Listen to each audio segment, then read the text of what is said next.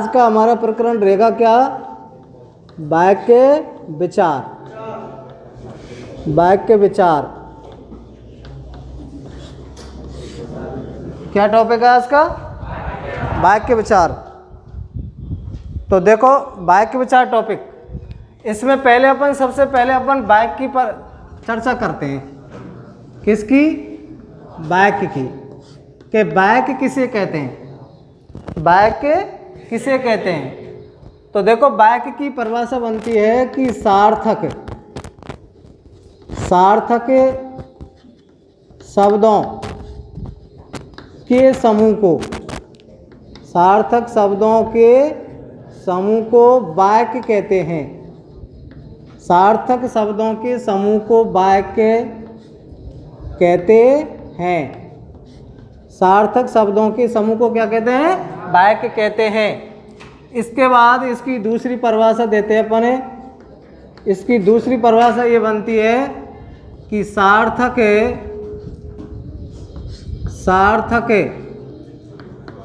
शब्दों का वह समूह, सार्थक शब्दों का वह समूह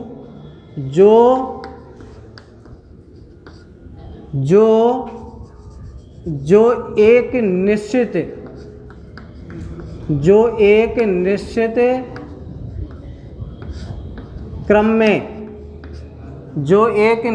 क्रम में संयोजित हो, निश्चित क्रम में क्या हो? संयोजित हो,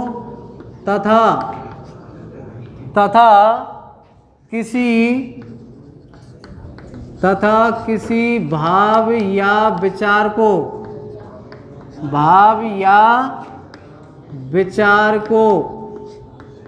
पूर्णतः स्पष्ट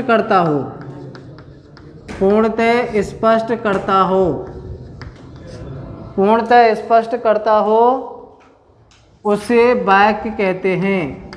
उसे भी वाक्य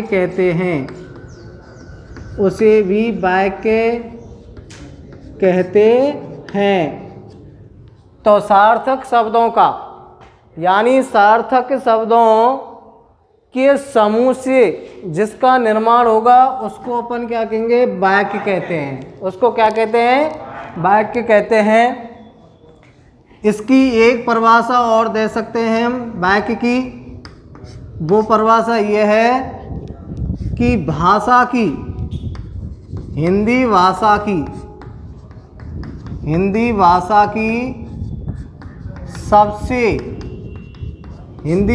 की सबसे बड़ी इकाई, हिंदी भाषा की सबसे बड़ी इकाई को भी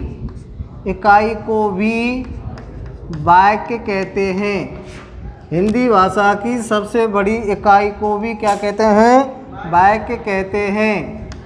वाक्य कहते हैं।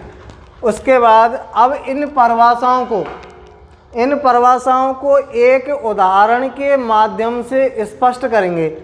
जैसे कि उदाहरण लेते हैं अपन यहाँ हमें कि राम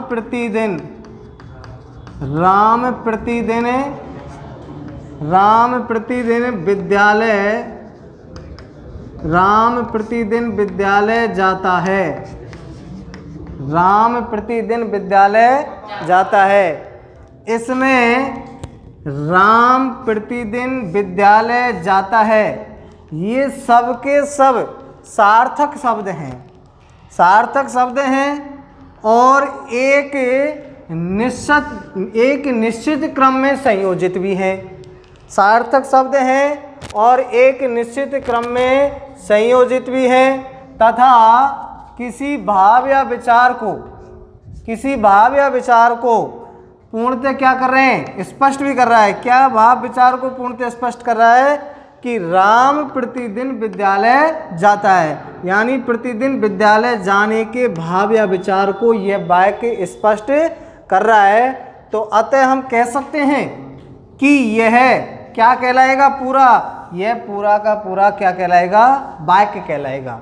इस हिसाब से सार्थक शब्दों के समूह से, सार्थक शब्दों के समूह के योग से वाक्य का क्या किया जाता है, निर्माण किया जाता है। सार्थक शब्दों के समूह के योग से वाक्य का क्या किया जाता है, निर्माण किया जाता है। परंतु एक बात ध्यान रखें, नोट डाल करके लिखें इसको, कि हिंदी भाषा की सबसे छोटी इकाई, हिंदी भाषा की सबसे छोटी इकाई, हिंदी भाषा की सबसे छोटी इकाई होती है ध्वनि। हिंदी भाषा की सबसे छोटी इकाई क्या होती है, ध्वनि। फिर उसके बाद अगली लाइन देखें कि रचना के आधार पर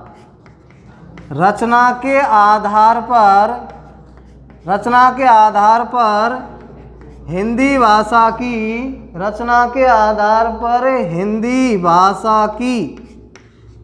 भाषा की सबसे छोटी इकाई, रचना के आधार पर हिंदी भाषा की सबसे छोटी इकाई वर्ण कहलाएगी या वर्ण होगी। ध्यान रखें, प्रश्न को समझें ध्यान से कि हिंदी भाषा की सबसे छोटी इकाई तो ध्वनि है, केवल मुख से उच्चारित होने वाली, मुख से उच्चारित, जिससे किसी वर्ण का हम मुख से उच्चारित करते हैं या मुख से निकलने वाली जो आवाज़ होती है उसको क्या कहते हैं, ध्वनि कहते हैं। और हिंदी भाषा की सबसे छोटी इकाई होती है वो क्या होती है, ध्वनि होती है। परंतु रचना के आधार पर, रचना क्या है, अगर जिस हम उच्चारण कर रहे हैं उसी ध्वनि को अगर हम रचना कर दें, उसको लिख दें, लिपिबद्ध कर दें, तो लिपिबद्ध के आधार को ही हम क्या मानते हैं, रचना का आधार मानते हैं। और रचना के आधार पर हिंदी भाषा की सबसे छोटी इकाई वर्ण होती है। रचना के आधार पर हिंदी भाषा की सबसे छोटी इकाई वर्ण होती है। इसी क्रम में एक प्रश्न और बनता है यहाँ पर कि अर्थ की दृष्टि से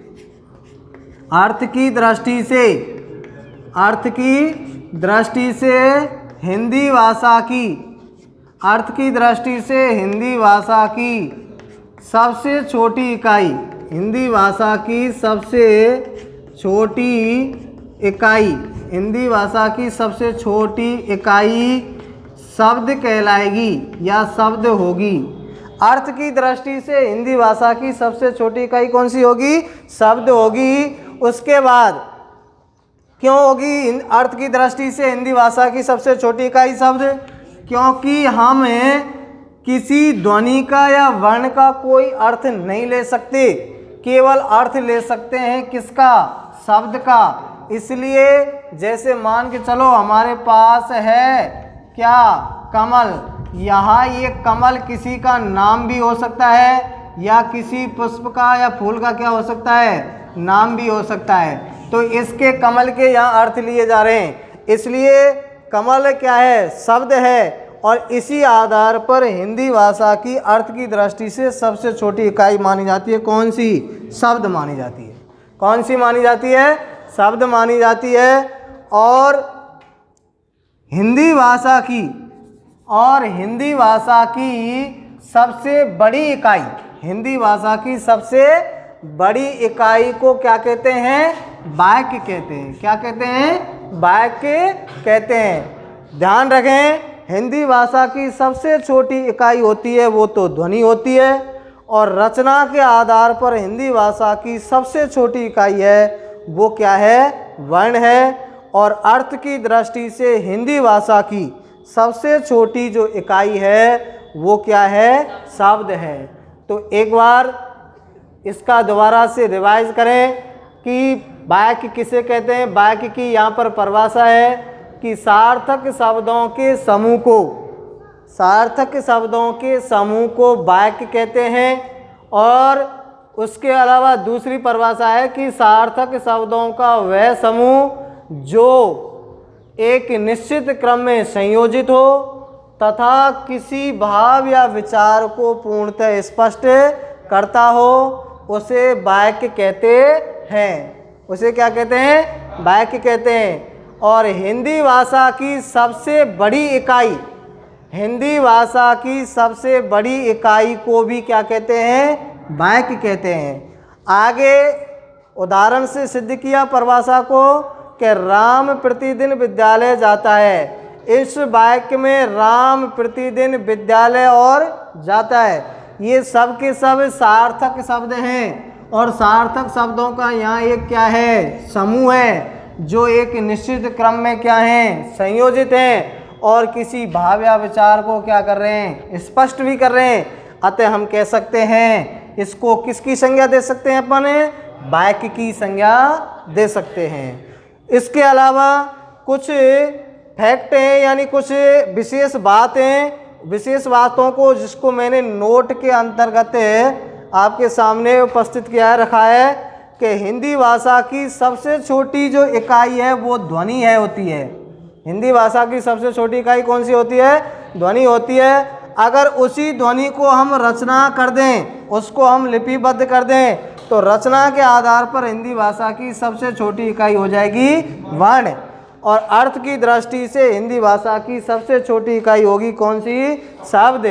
और हिंदी भाषा की सबसे बड़ी इकाई कौन सी है? वाक्य है। ये अभी तक केवल वाक्य की रूपरेखा थी, वाक्य की रूपरेखा थी कि वाक्य किसे कहते हैं, वाक्य किसे कहते हैं, हिंदी भाषा की सबसे छोटी इकाई कौन है, हिंदी भाषा की सबसे बड़ी इकाई कौन है, अर्थ की दृष्टि से सबसे छोटी इकाई कौन सी है। इन सारी बातों को यहाँ पर वाक्य की रूपरेखा के रूप में प्रस्तुत किया गया है।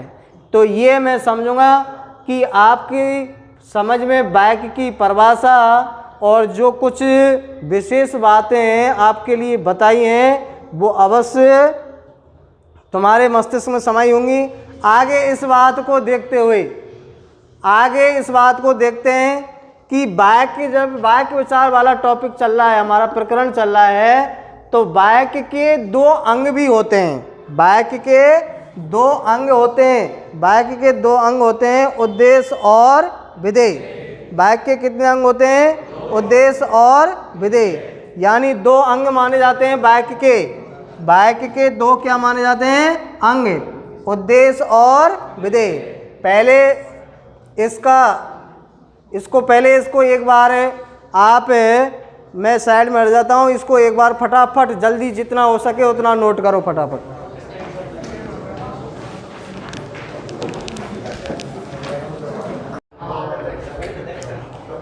आगे देखें यहाँ से, ये तो बात हुई थी वाक्य की। केवल अभी भूमिका बताइए हमें किसकी? वाक्य की भूमिका बताइए हमने कि वाक्य किसे कहते हैं और कौन हिंदी भाषा की सबसे छोटी इकाई है और कौन हिंदी भाषा की सबसे बड़ी इकाई है। अर्थ के आधार पर कौन सी सबसे छोटी इकाई मानी जाती है और हिंदी भाषा की सबसे बड़ी इकाई कौन सी मानी जाती है। इसके बारे में अभी तक हमने अध्ययन किया था।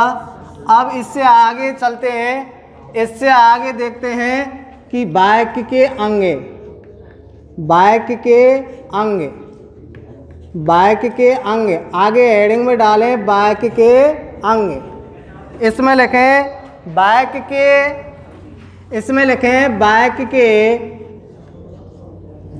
वाक्य के मुख्यतः, वाक्य के मुख्यतः दो अंग होते हैं। वाक्य के मुख्यतः दो अंग होते हैं, दो अंग होते हैं। वाक्य के मुख्यतः दो अंग होते हैं। जैसे एक मनुष्य के शरीर के अंग होते हैं, उसी प्रकार वाक्य के भी मुख्यतः कितने अंग होते हैं? दो अंग होते हैं। इसमें नंबर एक होता है उद्देश्य, नंबर एक उद्देश्य, और नंबर दो होता है विधेय। नंबर एक उद्देश्य और नंबर दो क्या? विधेय। इसका कहने का तात्पर्य है कि चाहे वाक्य कितना भी बड़ा हो, वाक्य कितना भी बड़ा हो, उस वाक्य के केवल हम उस वाक्य को दो ही अंगों में विभाजित कर सकते हैं। उस वाक्य के दो ही अंग कर सकते हैं, दो अंगों से ज़्यादा नहीं कर सकते। जैसे कि पहला करेंगे उद्देश्य और दूसरा करेंगे विधेय। अब देखते हैं अपन आगे कि उद्देश्य किसे कहते हैं। अपन आगे देखते हैं कि उद्देश्य किसे कहते हैं। तो आगे हेडिंग में डालें आप उद्देश्य। उद्देश्य कहते हैं कि वाक्य में, उद्देश्य की एक बार परिभाषा देखते हैं कि वाक्य में जिसके बारे में, वाक्य में जिसके बारे में, वाक्य में जिसके बारे में जो कुछ कहा जाता है, जो कुछ कहा जाता है, जो कुछ कहा जाता है, कहा जाता है, उसे वाक्य में जिसके बारे में जो कुछ कहा जाता है, वाक्य में जिसके बारे में जो कुछ कहा जाता है उसे उद्देश्य कहते हैं। उसे उद्देश्य कहते हैं। उसे उद्देश्य कहते हैं। आगे इसमें एक चीज़ और लिखें कि उद्देश्य के अंतर्गत, उद्देश्य के अंतर्गत, उद्देश्य के अंतर्गत, उद्देश्य के अंतर्गत कर्ता का विस्तार, कर्ता का विस्तार, कर्ता का विस्तार तथा कर्ता, तथा कर्ता आदि आते हैं, आदि आते हैं। एक बार ध्यान से समझें कि उद्देश्य किसे कहते हैं कि वाक्य में जिसके बारे में, वाक्य में जिसके बारे में जो कुछ कहा जाता है, जो कुछ कहा जाता है उसे उद्देश्य कहते हैं। और उद्देश्य के अंतर्गत, इस लाइन को ध्यान रखना है और इस बहुत बारीकी से ध्यान रखना है इस लाइन को। और उद्देश्य के अंतर्गत कर्ता का विस्तार तथा कर्ता, कर्ता का विस्तार तथा कर्ता आदि आते हैं। इसके बाद अपन दूसरे अंग वाली बात करते हैं और दूसरा अंग है हमारा कौन सा? विधेय है। दूसरा अंग हमारा विधेय है। विधेय वाले अंग की परिभाषा देखो क्या देंगे कि वाक्य में उद्देश्य के बारे में, वाक्य में उद्देश्य के बारे में, उद्देश्य के बारे में, वाक्य में उद्देश्य के बारे में जो कुछ कहा जाता है, किसके बारे में? उद्देश्य के बारे में। वाक्य में उद्देश्य के बारे में जो कुछ कहा जाता है, जो कुछ कहा जाता है उसे विधेय कहते हैं, उसे विधेय कहते हैं, उसे विधेय कहते हैं। इसके बाद विधेय के अंतर्गत, विधेय के अंतर्गत, विधेय के अंतर्गत, विधेय के अंतर्गत कर्म का विस्तार, कर्म का विस्तार, कर्म का विस्तार, कौमा कर्म, कर्म का विस्तार कौमा कर्म, कौमा पूरक का विस्तार, पूरक का विस्तार, कौमा पूरक, कौमा पूरक। उसके बाद कौमा क्रिया का विस्तार, क्रिया का विस्तार, क्रिया का विस्तार तथा क्रिया, तथा क्रिया आदि, तथा क्रिया आदि आते हैं, तथा क्रिया आदि आते हैं। ध्यान से देखें एक बार कि वाक्य में उद्देश्य के बारे में, वाक्य में उद्देश्य के बारे में जो कुछ कहा जाता है, वाक्य में उद्देश्य के बारे में जो कुछ कहा जाता है उसे विधेय कहते हैं। और विधेय के अंतर्गत कर्म का विस्तार, उसके बाद कर्म, पूरक का विस्तार, उसके बाद पूरक, क्रिया का विस्तार, उसके बाद क्रिया, ये सभी जो है वो विधेय वाले अंग के अंतर्गत आएंगे। जैसे कि हम इसको एक उदाहरण से इसको हम समझें, एक उदाहरण से समझें कि मेरा भाई प्रशांत, मेरा भाई प्रशांत, मेरा भाई प्रशांत धार्मिक, मेरा भाई प्रशांत धार्मिक पुस्तकें, धार्मिक पुस्तकें, धार्मिक पुस्तकें अधिक पढ़ता है, धार्मिक पुस्तकें अधिक पढ़ता है।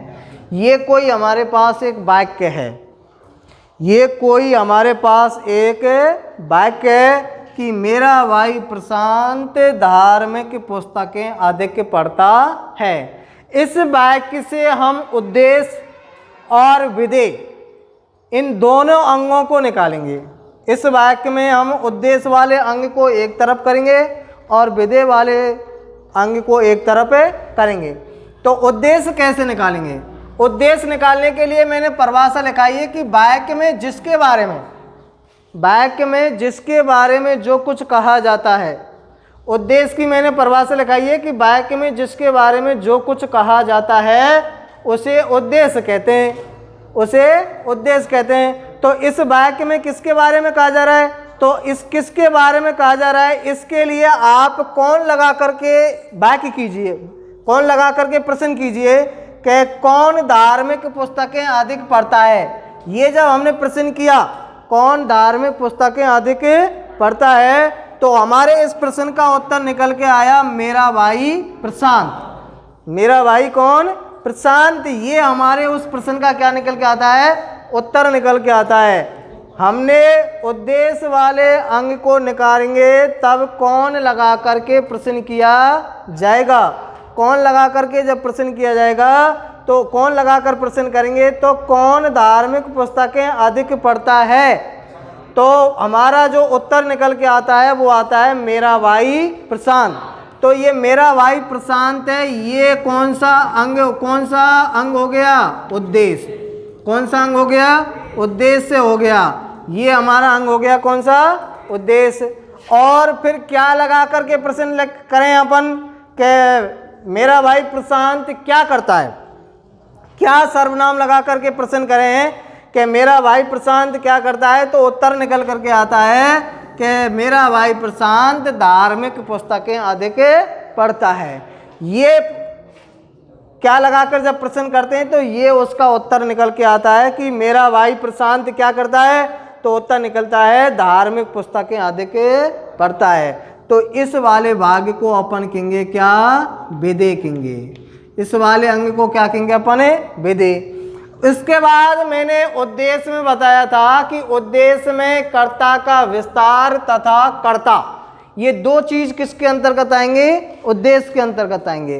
कर्ता का विस्तार तथा कर्ता। अब इसमें कर्ता कौन है? कौन धार्मिक पुस्तक के अधिक पढ़ता है? प्रशांत। तो ये तो क्या निकल के आता है? कर्ता निकल के आता है। अब इस कर्ता प्रशांत से पहले या इसके सामने जो शब्द लिखा है मेरा भाई, ये हो जाएगा हमारा कर्ता का विस्तार। कर्ता का क्या हो जाएगा? विस्तार हो जाएगा। कर्ता का क्या हो जाएगा? विस्तार हो जाएगा। एक बात ध्यान रखें कि जो भी कर्ता का विस्तार हो, कर्म का विस्तार हो, पूरक का विस्तार हो, क्रिया का विस्तार हो, ये जितने भी विस्तार शब्द हैं ये कर्ता से पहले कर्ता का विस्तार मिलेगा, क्रिया से पहले क्रिया का विस्तार, पूरक से पहले पूरक का विस्तार और कर्ता से पहले कर्ता का विस्तार मिलेगा। तो कर्ता हमारा जब प्रशांत है तो इससे पहले आ रहा है मेरा भाई, तो मेरा भाई इस कर्ता प्रशांत का क्या हो जाएगा? कर्ता का विस्तार हो जाएगा। इसी प्रकार विधेय वाले भाग को देखते हैं अपन। कौन से भाग को देखते हैं? विधेय वाले भाग को देखते हैं, अंग को देखते हैं। तो इसमें आता है कर्म का विस्तार, कर्म पूरक का विस्तार, पूरक क्रिया का विस्तार, फिर क्रिया। तो अब इसमें ये तो हो गया क्या? क्रिया होगी। पढ़ना क्या हो जाएगी? क्रिया। अरे भाई पढ़ना क्या होगी? क्रिया होगी। और क्रिया से पहले होगा वो क्रिया का क्या होगा? विस्तार होगा। वो क्या होगा? क्रिया का विस्तार होगा। क्रिया से पहले होगा जो। उसके बाद इधर पुस्तक क्या है? पुस्तक यहाँ पर कर्म है और पुस्तक से पहले आता है वो कर्म का क्या होता है, विस्तार होता है। क्या होता है, कर्म का विस्तार होता है। तो इस हिसाब से हमने इस वाक्य के दो अंग कर दिए। कितने अंग कर दिए, दो अंग कर दिए। एक तो उद्देश्य वाला अंग कर दिया और एक कर दिया हमने कौन सा, विधेय वाला अंग कर दिया। तो ध्यान में रखना, कैसा भी लंबा वाक्य क्यों ना हो, उसके वाक्य के दो ही अंग होंगे। एक तो उद्देश्य होगा और दूसरा होगा क्या, विधेय होगा। एक उद्देश्य और दूसरा क्या होगा, विधेय होगा। अब उद्देश्य किसे कहते हैं कि वाक्य में जिसके बारे में जो कुछ कहा जाता है उसे उद्देश्य कहते हैं। और उद्देश्य के अंतर्गत कर्ता का विस्तार तथा कर्ता आदि भी आते हैं। उसके बाद दूसरा अंग है विधेय। इसमें वाक्य में विधेय की परिभाषा हमने लिखी है कि वाक्य में उद्देश्य के बारे में जो कुछ कहा जाता है, वाक्य में उद्देश्य के बारे में जो कुछ कहा जाता है उसे अपन विधेय कहते हैं। और विधेय के अंतर्गत कर्म का विस्तार, कर्म पूरक का विस्तार, पूरक क्रिया का विस्तार तथा क्रिया आदि आते हैं। इन दोनों अंगों को, उद्देश्य और विधेय को, हमने एक उदाहरण से क्या किया है, सिद्ध किया है, स्पष्ट किया है। ये यहाँ तक कि मेरा भाई प्रशांत धार्मिक पुस्तकें पढ़ता है, यहाँ तक तो ये हो जाता है आपका उद्देश्य वाला भाग हो जाता है। और उद्देश्य वाले भाग में एक तो कर्ता हो गया और एक कर्ता का क्या हो गया, विस्तार हो गया। ये आपका दूसरा भाग कहलाता है कौन सा, विधेय वाला होता है। और इसमें ये कर्म का विस्तार हो गया, ये कर्म हो गया, ये क्रिया हो गई और ये क्रिया का विस्तार हो गया। तो ये अभी हमने वाक्य के कितने अंग किए, दो अंग किए। और इन वाक्य के दो अंगों के बारे में हमें ध्यान से अध्ययन किया। आप फटाफट इनका स्क्रीनशॉट ले सकते हैं या फिर कोई कॉपी वगैरह पर आप इसको नोट कर सकते हैं, जिससे आगे चलेंगे। अब हमें वाक्य के प्रकार, वाक्य के प्रकार, तो वाक्य के प्रकार वाला टॉपिक देखना है। इसमें वाक्य के प्रकार कितने होते हैं, तो वाक्य के हम अर्थ के आधार पर अलग प्रकार करेंगे, रचना के आधार पर अलग प्रकार करेंगे और क्रिया के आधार पर वाक्य के हम अलग प्रकार करेंगे। इसका मतलब है अपन कह सकते हैं कि वाक्य के अर्थ के आधार पर, रचना के आधार पर, क्रिया के आधार पर अलग अलग प्रकार होते हैं। अर्थ के आधार पर वाक्य के 8 प्रकार होते हैं, रचना के आधार पर वाक्य के 3 प्रकार होते हैं और क्रिया के आधार पर भी वाक्य के 3 प्रकार होते हैं, जिसको अपन एक सारणी या एक टेबल के माध्यम से क्या करते हैं, समझने की कोशिश करते हैं। तो मैं अभी आपके सामने वाक्य के अंग समझाए, उसके बाद अब वाक्य के प्रकार, वाक्य के प्रकारों के बारे में देखते हैं कि वाक्य के कितने प्रकार होते हैं और कैसे कैसे किए जाते हैं। इनका देखें, ध्यान से अध्ययन करें। तो वाक्य के प्रकार, यहाँ पर देखें वाक्य के प्रकार, वाक्य के प्रकार, इधर देखें ध्यान से वाक्य के प्रकार। तो देखो वाक्य के प्रकार कर रहे हैं हम यहाँ। तो देखो वाक्य के प्रकार कैसे करेंगे। तो वाक्य के प्रकारों में नंबर 1 पे अपन करते हैं अर्थ के आधार पर, अर्थ के आधार पर, अर्थ के आधार पर। नंबर 2 करते हैं रचना के आधार पर, रचना के आधार पर, रचना के आधार पर। और उसके बाद तीसरा करते हैं क्रिया के आधार पर, क्रिया के आधार पर तीसरा प्रकार करते हैं। तो देखें अर्थ के आधार पर वाक्य के 8 प्रकार होते हैं। 8 प्रकारों में देखें, पहले विधानार्थक वाक्य, विधानार्थक वाक्य 8 प्रकारों में पहला कौन सा है, विधानार्थक वाक्य। दूसरा है निषेधात्मक वाक्य, निषेधात्मक वाक्य। दूसरा निषेधात्मक वाक्य, तीसरा प्रश्नार्थक वाक्य या प्रश्नवाचक भी कर सकते हैं, प्रश्नवाचक वाक्य या प्रश्नार्थक कर सकते हैं, दोनों एक ही बात है, प्रश्नार्थक या प्रश्नवाचक वाक्य। तीसरा ये हो जाएगा। उसके बाद चौथा होगा आपका अज्ञार्थक वाक्य, अज्ञार्थक वाक्य। चौथा हो जाएगा आपका अज्ञार्थक वाक्य। पांचवा हो जाएगा आपका संदेहार्थक वाक्य, संदेहार्थक वाक्य, संदेहार्थक वाक्य हो जाएगा। छठा हो जाएगा आपका संकेतार्थक वाक्य, संकेतार्थक वाक्य, संकेतार्थक वाक्य। और सातवां हो जाएगा आपका इच्छार्थक वाक्य, इच्छार्थक वाक्य हो जाएगा सातवां। और आठवां हो जाएगा आपका विस्मय आदि बोधक वाक्य, विस्मय आदि बोधक, विस्मय आदि बोधक वाक्य, बोधक वाक्य। ये 8 प्रकार हो जाएंगे आपके किसके आधार पर? अर्थ के आधार पर। इधर रचना के आधार पर अपन के 3 प्रकार होंगे, सरल या साधारण वाक्य, सरल या साधारण वाक्य नंबर 1, सरल या साधारण वाक्य। नंबर 2 संयुक्त वाक्य, नंबर 2 संयुक्त वाक्य।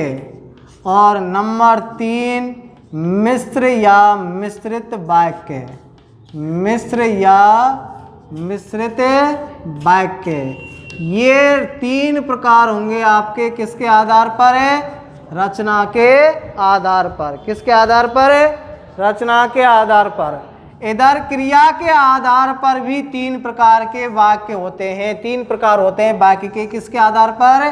क्रिया के आधार पर। एक बार ध्यान से देखें, अर्थ के आधार पर ये 8 प्रकार होते हैं, रचना के आधार पर ये 3 प्रकार होते हैं, और क्रिया के आधार पर भी वाक्य के 3 प्रकार होते हैं। इसमें नंबर 1 है कर्तृवाच्य, कर्तृवाच्य। नंबर 2 है कर्मवाच्य, कर्मवाच्य।